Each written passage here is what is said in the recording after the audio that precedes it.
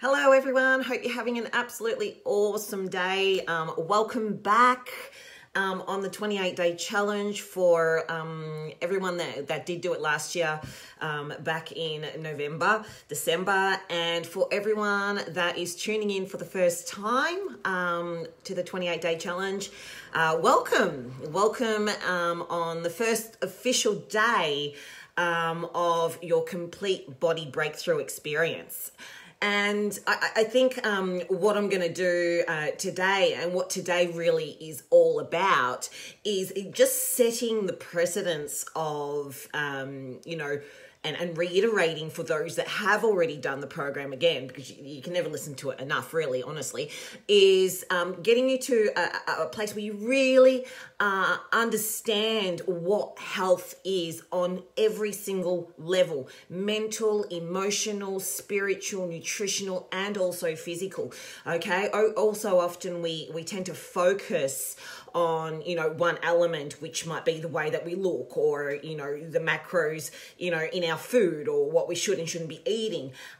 Yet, what governs the body is not necessarily what's in our environment and as per se. It's more about our internal runnings of the body. So, this program is really about retraining, resetting, and re-engineering the way that you think, the way that you feel, and the way that you see yourself as well. It's about really learning to identify who you are, finding your happy and your core values, and being able to live your truest, most authentic life.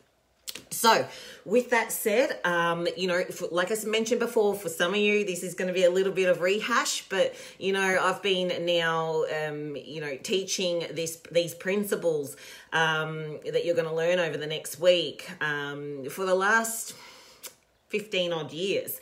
And every single time, even I go through it, when I'm teaching it, I pick up something new along the way. So don't disregard it just because you've already listened to it once. In fact, it actually takes, hey Nick, in fact, it actually takes, 7 goes for you to actually start retaining it into the subconscious mind. And before it's actually delivered into your unconsciousness, it actually takes 21 goes of mentally, emotionally, physically executing certain behaviors. Hey Christine, how you doing, doll? So let's all get into it. It's that big buzzword, mind fitness, mindfulness. What does it exactly mean? What's the definition behind it? And if you haven't already got it, I'm pretty sure there was a PDF file all sent to you, which is what is mind fitness.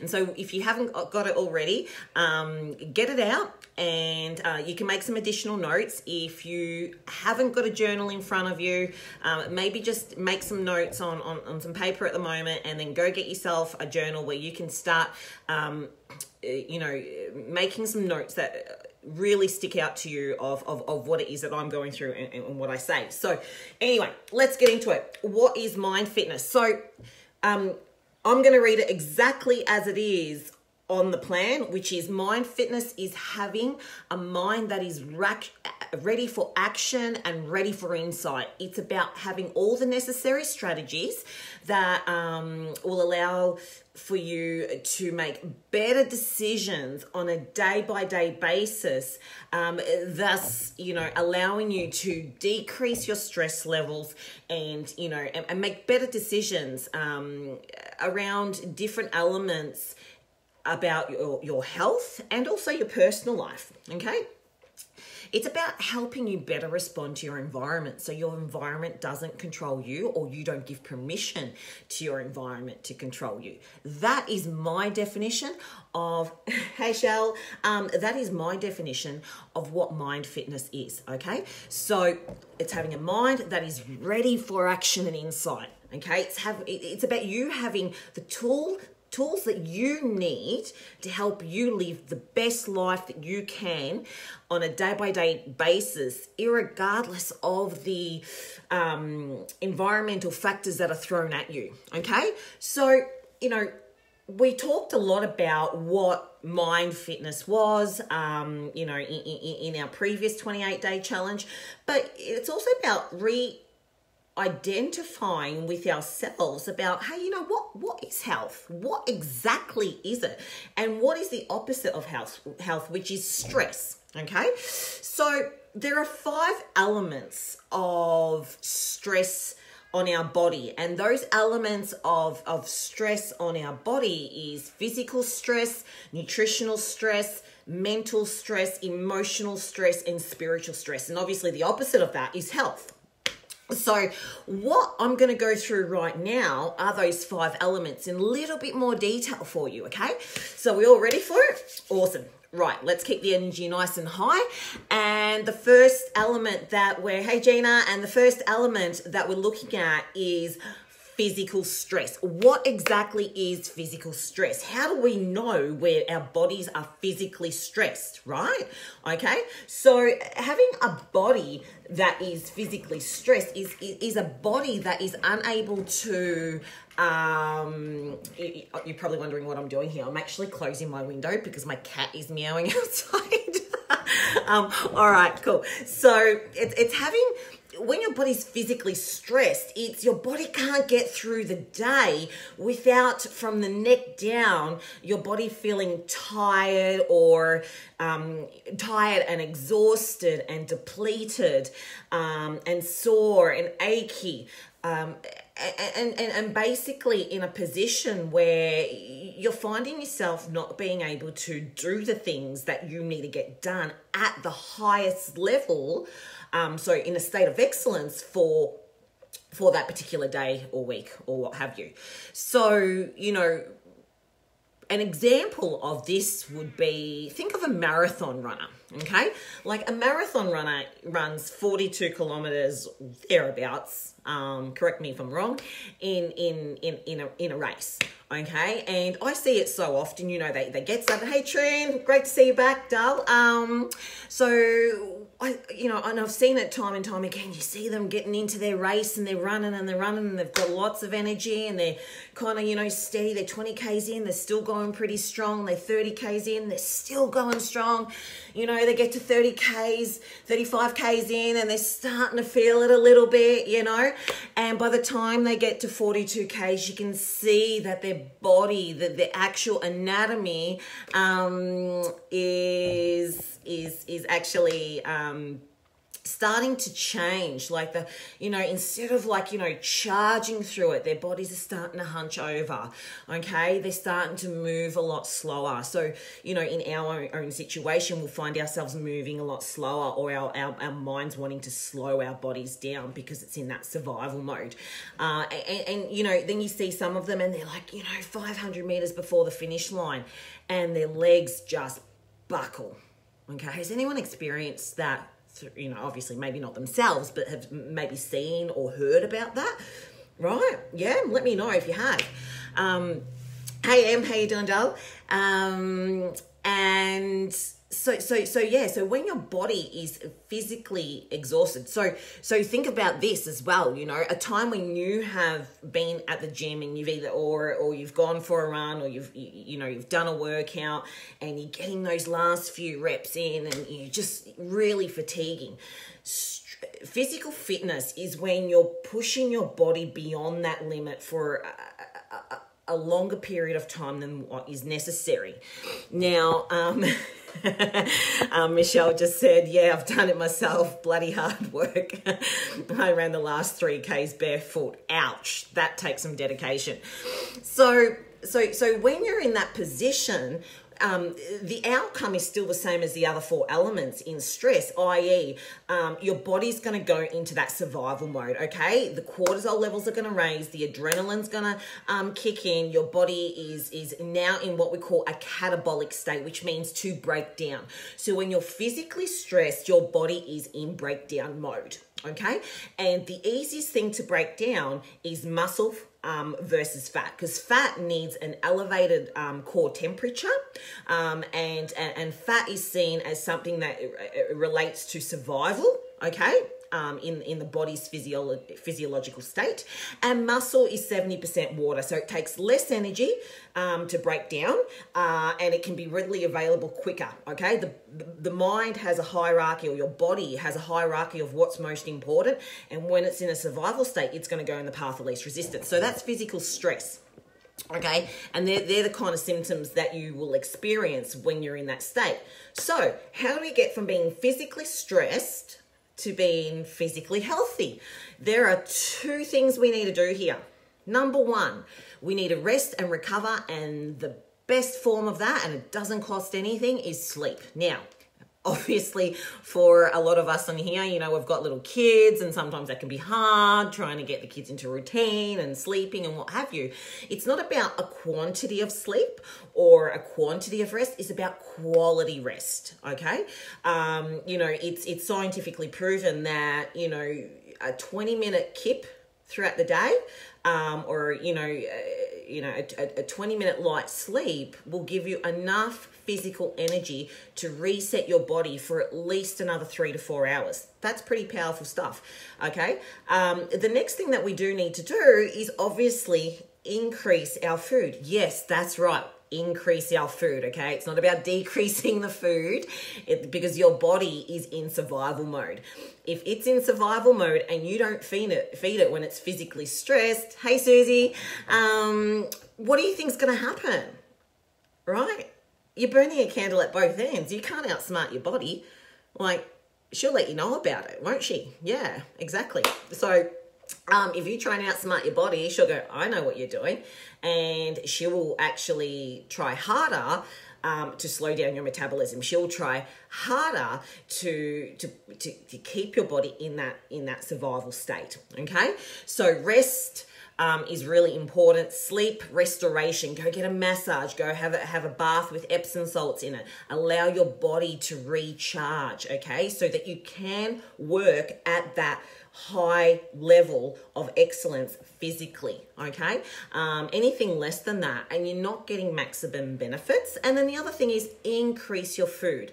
How much do we increase our food by? Well, generally speaking, it's an extra meal, okay? I'm not saying an extra meal every day, but when you gauge it, when you feel it, when you feel that onset of physical physical stress, the first thing you want to do, especially if you're looking to maybe drop a little bit of weight, is have a little bit of downtime, have a reset. Okay, go get a massage, go have a 20-minute sleep. Make it a priority to get to bed early that night. Do that first, okay? See how your body responds the next day to that, okay? If you're finding that you're a little bit below where you need to be, okay, and you're the only indicator that's best for that, put another meal in, and the way that looks, and what that looks like is, a portion of protein or 2 scoops of protein powder. That would look like 100 grams of like starchy carbs. Okay, so, rice or potato or sweet potato or pumpkin. Veggies I don't really count because, you'd have to have like literally a salad bowl full, and still that would only be 50 calories. And you're probably looking around 20 grams of fat. So what that looks like is like 2 fingers worth of fat. So nut butter or almonds or whatever nuts that you like. Maybe if it's avocado, a little bit more. We've got 3 fingers for avocados, okay? Or equivalent to 50 grams. Okay, so that's how I would address physical fitness as per se. So physical fitness is having your body optimized at the best level that she can operate at. Okay, for the whole day, from the moment that you wake up to the moment that your head hits the pillow that night. Okay, so it's having that sustained release throughout the day.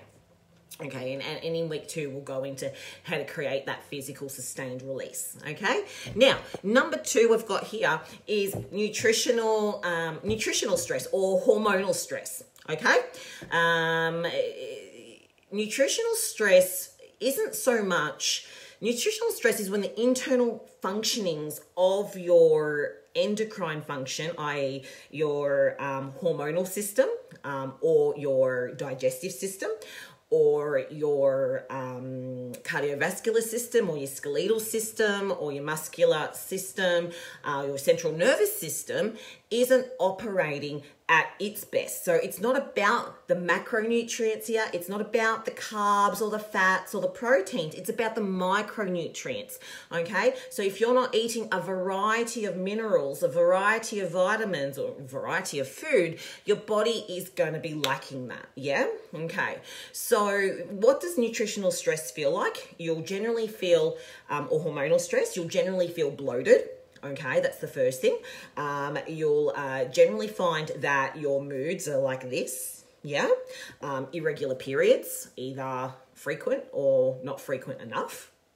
Okay, you'll find that your immune system is quite suppressed, so you might get colds a lot more, whether that be like, you know, a virus, or whether, you know, it is related more to you getting cold sores or things like that. Sometimes, you know, it can create the onset of some autoimmune disease like Hashimoto's or things like that, and you might find that your hair's thinning as well.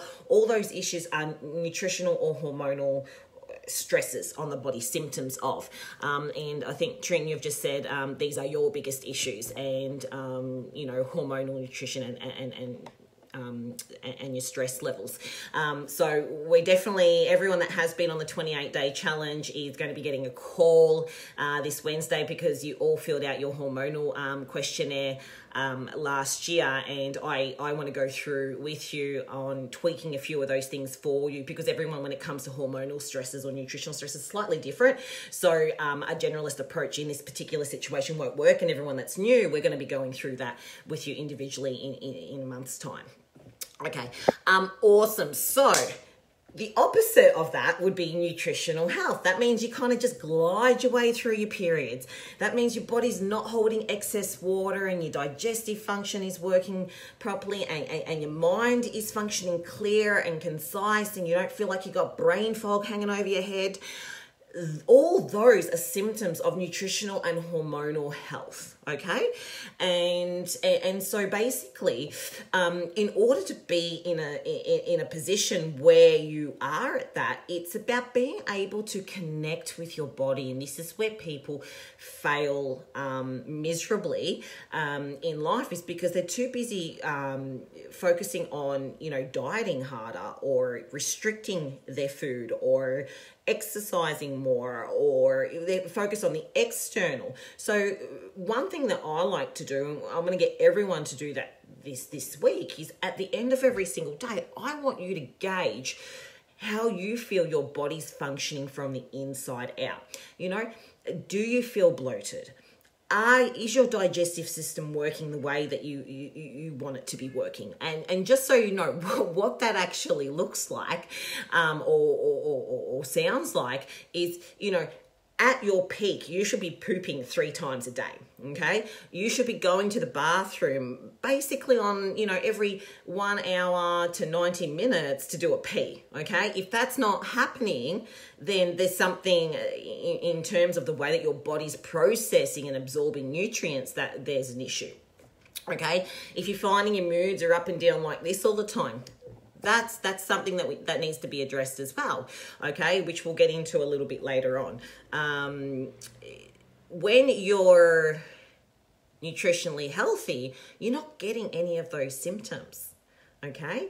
So touch base with yourself at the end of every single day and go, where do I grade myself on a scale of 1 to 10? You know, 10 being I'm amazing, my nutritional and hormonal health is purring like a kitty cat and humming like a Ferrari, or 1, absolutely shit house.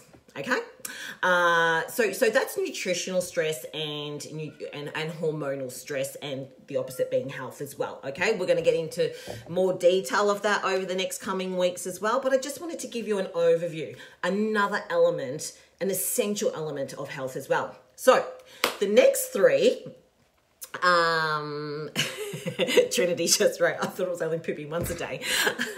so it's getting you to that level where you should be pooping. While we're talking about it, you should be pooping 3 times a day. So generally, mid-morning, sometime after lunch, and after dinner as well. That's optimal, getting your body to that level. And it can actually happen, but that's a little bit more of a personalized approach that I need to take with each and every single one of you. Okay. All right. So we have got mental stress. All right. This is something that busy and stressed out mums tend to experience the most. Mental stress is all the chitter chatter that's going inside your head, from the self-talk to the checklist of a checklist of a checklist that you never get around to. And it's the limiting beliefs, the negative or the self-sabotaging statements. And that is what mental stress is. It's when you're feeling overwhelmed and you can't focus or function and make clear, concise decisions from one day to the next without feeling overwhelmed. And it could just be, like someone that's highly mentally stressed, could break down when someone says, hey, how you going? How's your day been? And they want to break down and cry, or, you don't know whether to load the dishwasher up or leave the dishes in the sink. And that's a massive stress for you. That's high level mental stress. The opposite of mental stress is when you're able to learn how to delegate, delete, and deal with the stuff that's going on inside here. Yeah? Does that make sense? So what's going on inside here? Is it actually serving you? Is it working in alignment with your highest level of core values? And for those that have done the program, you know what they are. And for those that are new, we're going to go into that next week. So that would be what I call mental health, okay? Being able to work through that and be able to make clear, concise decisions, knowing when to delegate, delete, and deal with things that are in your life going on mentally, internally, and then having the mental tools. Here's the Mind Fitness, is having the mental tools and assets that are going to allow you to process that. And that is a big part of this program, and this is really going to help you get back in control and empowered with the way that you operate on a day-to-day basis and function and respond to your environment. So you're in a position of being at cause as opposed to effect all the time. When someone says something, you kind of you're straight onto reaction mode, or once again, that's what we call mental survival mode. Okay. The effects of that, once again, if you're mentally overwhelmed with life and everything that's going on, the same thing's going to happen. Your cortisol's going to go up. It's going to put a plug on your metabolism. You can run like Forrest Gump and sprinkle magic fairy dust on your head. Doesn't matter what you do, nothing is going to change. Okay? Until you start dealing with the stuff that's going on the inside. Don't even worry about the outside yet. Just get this stuff in here working first. And once again, it's all stuff that we're going to be going through over the next couple of weeks. Okay. All right. So now we've got emotional stress. Okay. So how is emotional stress different from mental stress? Well, mental stress is a very masculine trait. It's very black and white. It's very analytical. It's very much in the head. Emotional stress is, and we tend to think emotional stress is not a head thing, it's a body thing, okay? So you don't feel emotions in your head, yeah? You feel emotions in your body. When you have heartache, you feel heartache. It's not called headache, it's called heartache, okay? You've heard of the feeling, you've heard of the saying, oh, I've got that gut feeling. Emotion, okay? It's an emotional state, and basically all of our emotions are stored throughout the body in little neural pathways, okay? And they're fired off all the time by things that we see and things that we do, and they become triggers. Yeah. So for example, when your kid's been crying for 6 hours and you're really exhausted and you can't get to sleep, and and they're teething or whatever it might be, that constant process, your body, it's creating an emotional blueprint in your body that when that goes off, the alarm bells go off too, and the stress goes off too, and your reactive behavior might be to emotionally eat or have a glass of wine, and then that becomes the way that you manage that. Obviously not the best way to manage it, but when you're emotionally stressed, it means that you are finding yourself in a position where you're out of control with the way your body is processing these feelings. Yeah. And so when you're not able to process these feelings, we tend to try and stop them, because it's easier to disassociate than what it is to associate with those emotions. Yeah, we don't have a dealing mechanism of how to manage pain, fear, guilt, hurt, anxiety, and all those things, right? We deem them as being negative and therefore something that we should not experience. Now, this is where everyone gets it wrong, okay? Negative emotions, pain, fear, guilt, hurt, anxiety, yes, are stresses, okay? But they're all signals. They're all messages. And it's the communication language of your body trying to tell you something to pay attention to, something that needs addressed, right? Now, if you're in a position, give you an example, someone breaks up with, a significant other or has their heart broken by a significant other and goes, you know what, that love thing, that part of my French, but that's all fucked. Okay, I ain't going to do that. I'm not going there, right? Because all men or all women or whatever, they're all fucked, and you know what? I'm never going to get hurt again. So what happens? You open up Pandora's box, right? And you get all the emotions. You get pain, and you get everything, hurt and fear and anxiety. You shove it into this box. You shove it into Pandora's box. But what you don't know is you can't just shove in the bad emotions or the negative emotions. Guess what? Emotions are emotions. You're going to be putting the good ones in there as well. Well, I'm never going to experience love again is what you say. Or I'm never going to experience pain again is what you say. Therefore, I'm not open to experiencing love, right?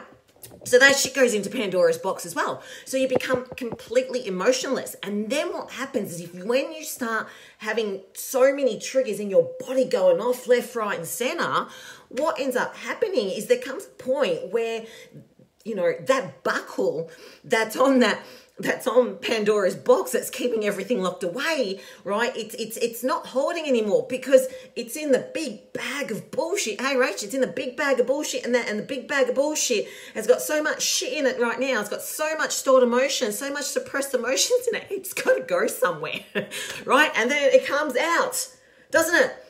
Comes out in verbal diarrhea. We take it out on our partners, we take it out on our kids, we take it out on ourselves, we emotionally eat, whatever our dealing mechanism is with that.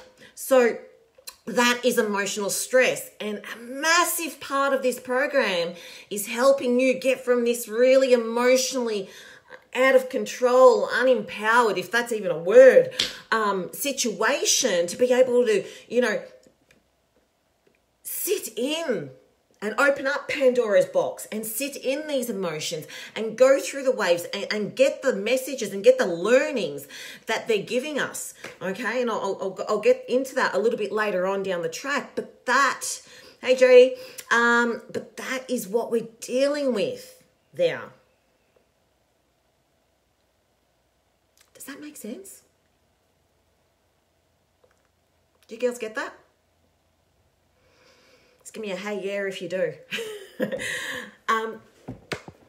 So the opposite of that is being in a place where you are completely open to allowing yourself to experience what it feels like to sit in pain and fear and guilt and hurt and anxiety and also happiness and love and excitement and joy and anticipation, right? It's about being able to sit in them and recognize what the communication language is of those emotions for you. Yeah? I know people that I've worked with that feel really uncomfortable sitting in love, that feel really uncomfortable when, their partners, for example, might want, it might be overly lovey-dovey, right? And they're kind of like, no, mate, I don't do that sort of shit. It's, I'm not really touchy-feely. But, their partners just keeps giving them so much love and, and getting really affectionate with them, and then you're sitting there going, oh, this feels really uncomfortable. Okay, that's a prime example of being in a situation where you're not comfortable with your emotions and you're not wanting to listen to what is going on inside of you. So emotional health is learning to sit in that and kind of just take a step back. Kind of just take a step back and sit in that and try it on, right? And try it on and go, right, what's happening inside of me now? Oh, I feel a little bit uncomfortable listening and feeling that loving feeling. It feels good for about 5 seconds, but then it gets a bit too uncomfortable for me. Where did that come from? And who does that remind me of? My mum, my dad, my grandma, grandpa, my best friend? Because most of these conditionings and learnings are a result of unconscious programming that has happened to us from a very young age, right? Under the age of 7. And then the secondary, storing of the way that we manage our emotions has come from our most significant emotional events that have occurred in our life. Okay? So on a day-by-day basis, I want you to tap in and start, and write down all these emotions: pain, fear, guilt, hurt, anxiety, excitement, joy, love, happiness, anticipation. I want you to write them down. And I want this week for you to sit in every one of those emotions for 1 minute. And on a scale of 1 to 10, 10 being really comfortable, 1 being not comfortable at all, I want you to grade yourself on where you feel you are with that emotion.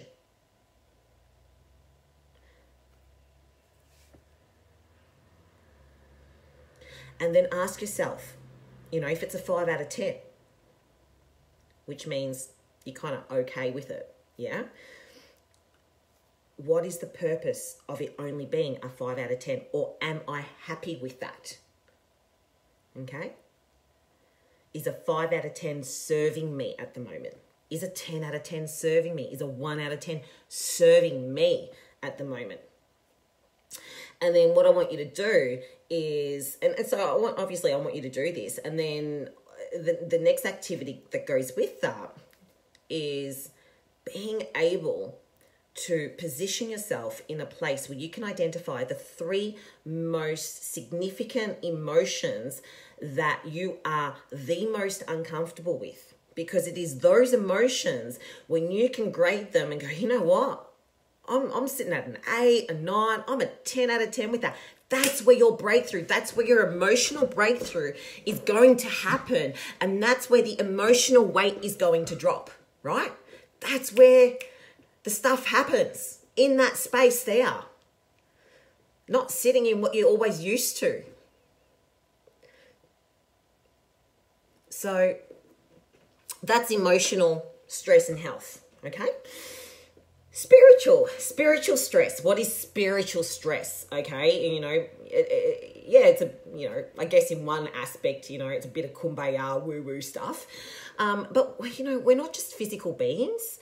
We're not just physical matter. We don't just coexist like this. We're part of the universe, and that's a whole lot of quantum physics going on there. And yes, there's a science behind it. We're a whole lot of energy, okay? And your spiritual spiritual stress is when you're not vibrating at your highest energy. Does that make sense? It's not an emotion, but it can be interpreted as a feeling.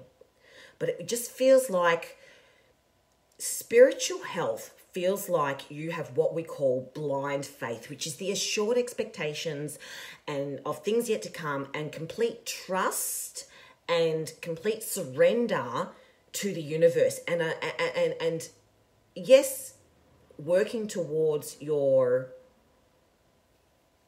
best version of yourself from a physical aspect and a nutritional aspect and a mental aspect, but also allowing the universe to guide you. And that comes in the form of sometimes little messages when you're intuitive and you can connect with yourself.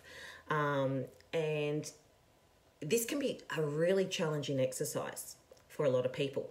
So when I first started doing this, the easiest way for me to be able to work out whether or not, from a black or white level, was whether I was spiritually aligned or spiritually healthy or not, was knowing what my core spiritual values were, knowing what I stood for, and who I am, and what my highest level of purpose was. And that is coming this Wednesday, in this Wednesday session at 2:00. So I'm not going to get into that now. But when you're spiritually stressed, you generally tend to feel a little bit lost or stuck, or like you're constantly hitting a brick wall. You'll feel really flat as well. You'll feel a little bit empty. The things that used to bring you joy don't bring you joy anymore. You can feel that there may be a shift in your life, a shift in your environment, but it's hindered by a resistance. Oh, Emily just said that's me sometimes. Can anyone else relate to that? Yeah? Your spiritual growth happens in 7-year cycles. 7-year cycles. So if you think about the development of a human being from the ages of 0, just popping into this world for the first time, from 0 to 7, okay? There's massive growth on every level there, right? And then from 7 to 14, and then from 14 to 21, and then from 21 to 28 to 35 to 42 again. There's a complete transition and a complete cycle, okay? Physically, but also metaphysically, because the experiences that we've had in every 7-year block, the learnings, the experiences, the growth, the significant emotional events, the environment, all of that matter will create a spiritual energy within you that lets you know whether you are aligned or not aligned. And then every 7 years, what you're going to find is that there's a bit of a crossover. You get to this bit of a sticking point. Hey, Dee, good to see you, mate.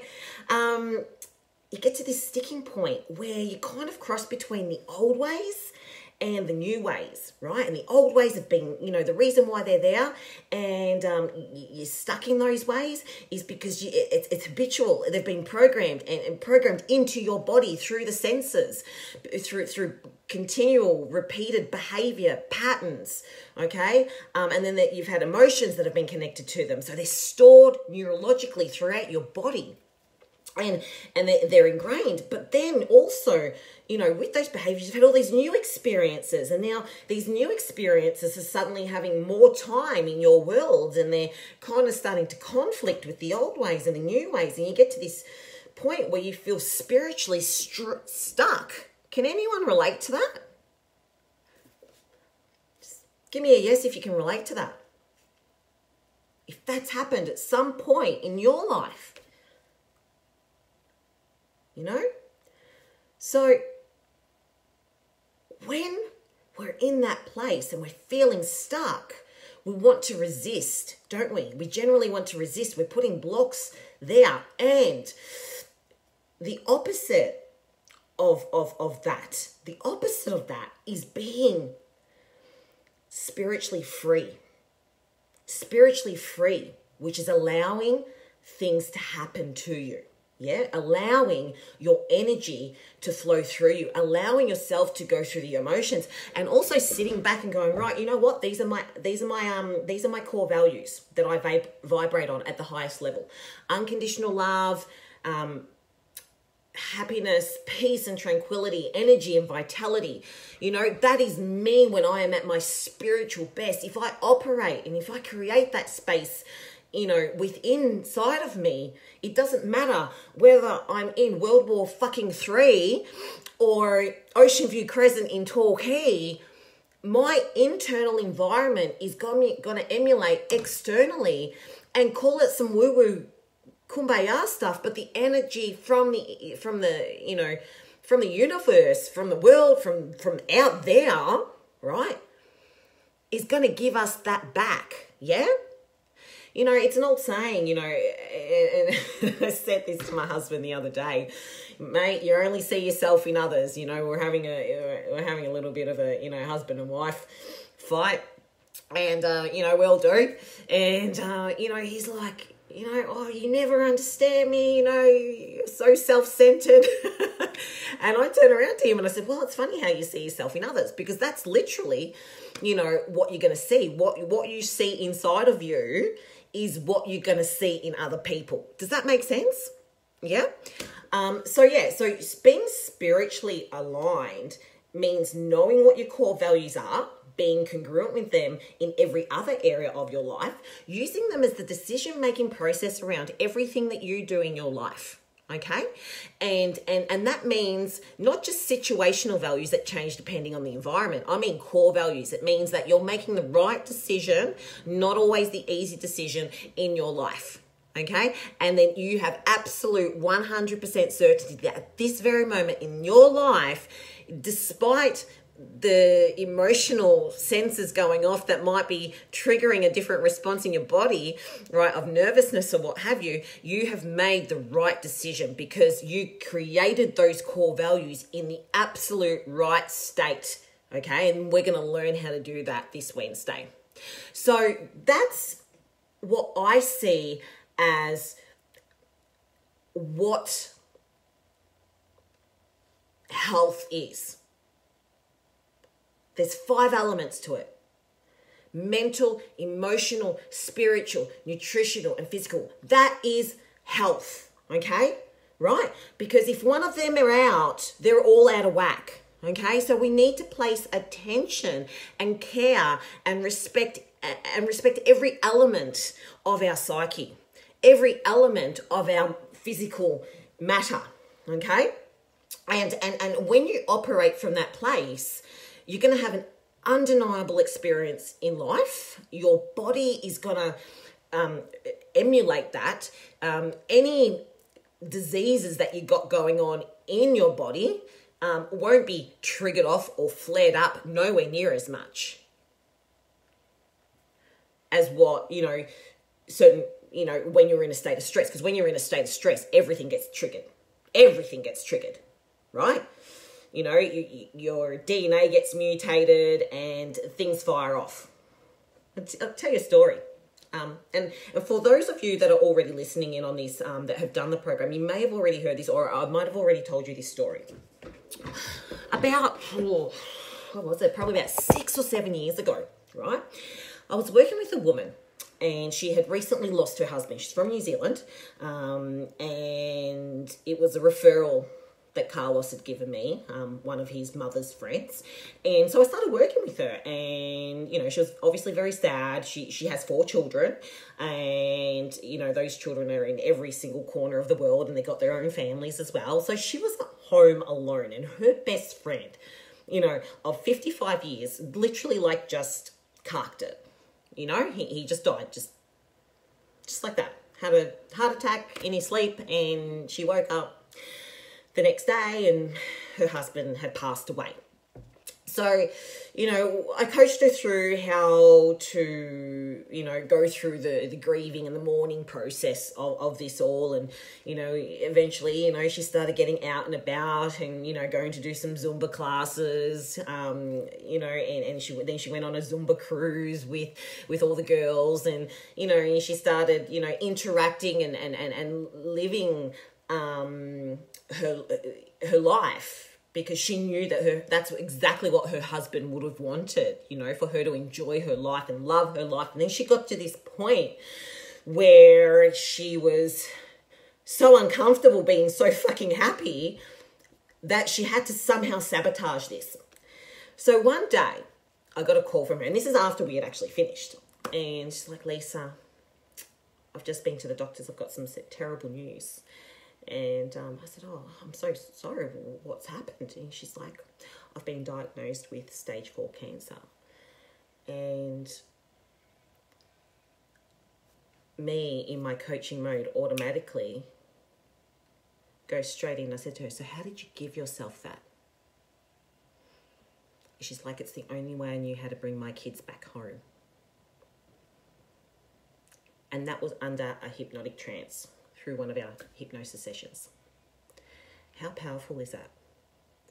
Anyway, she lived for another 6 months, and I remember speaking to her 3 weeks before she passed away.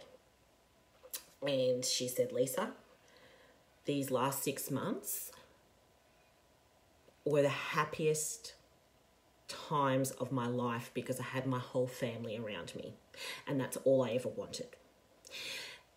And then 3 weeks later, she passed away.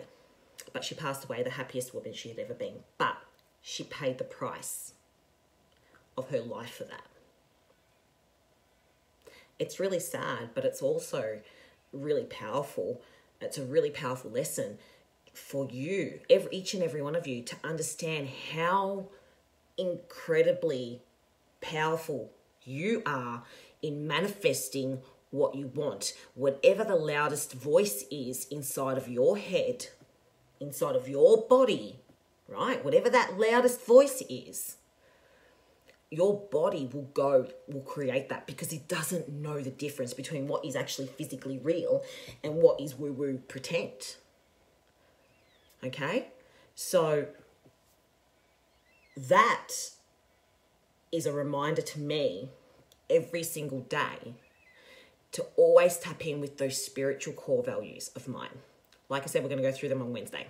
Now, apart from that, okay, I want to shift gears a little bit now, okay, shift things around a little bit. I hope you absolutely got a whole heap out of that first session today. There was a lot of information to take in there. There's a lot of information to go through for those of you that are doing round 2. Some of that would have been rehashed, but we're also going to be introducing, and I am introducing, new content in every one of our sessions that we are doing. So ladies, thank you for tuning in today. Thank you for listening. If you do have any questions at all in relation to the program, in relation to what you should be doing, and you weren't clear on anything that was laid out to you, please send it through to me via email so I can reply to you. But as you know, this week, in terms of what I want you to be doing with your nutrition, you can eat whatever the hell you want, as long as it's gluten-free, lactose-free, sugar-free, caffeine-free, and alcohol-free, okay? You can use your own recipes, you can do your own homemade cooking, or you can follow the recipes that I've actually sent you as well. And I know there's been a few of you that have actually asked, can we use the rice cereal porridge as well, that I think Em posted up on the site today. So I'm going to be sending you through that if you haven't already got it. Should have been attached to one of those emails, but I'll send it through to you. It's very simple to make, and it's really yummy as well. Okay, apart from that, ladies, have an absolutely awesome day. Hope you got some great value out of that. I'm here with you the whole way for these next 28 days, so I'm at your disposal. You need me, I will be here for you and help you out as much as I can in every way that I can. Okay, all right. Mwah. Love you, girls. Take it easy. Speak to you all soon.